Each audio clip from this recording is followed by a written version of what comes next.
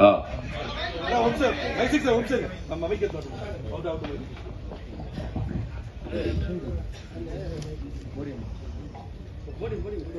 ஒரே question, but அதுல ரெண்டு மீனிங் இருக்கு.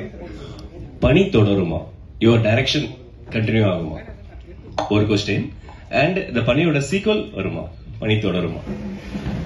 இது இந்த படம் தொடங்குறதுக்கு முன்னாடியே எனக்கு இந்த மாதிரி நிறைய ஆசை இருந்துச்சு.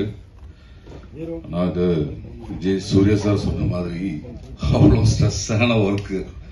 நடிக்கிறது நான் ரசிச்சு பண்ற விஷயம், இதுவும் ரசிச்சு தான் பண்றேன். நான் இது அவ்வளோ ரெஸ்பான்சிபிலிட்டி இருக்கு. அதனால இப்ப இந்த பைபாஸ் எல்லாம் முடிஞ்சு ஐசியூல இருக்கார்ல, அந்த மாதிரி நான் ஆசுவாசம். ஓகே, அவ்வளவுதான். என்ன யோசிக்க முடியல எதுவும்.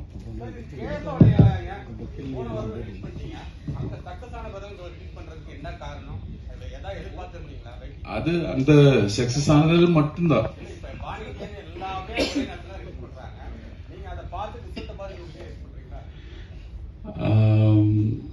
இல்ல, இங்க நிஜமா சொன்னா நிறைய ரிலீஸ் தமிழ்ல இருந்துச்சு, தியேட்டர் கிடைக்கல.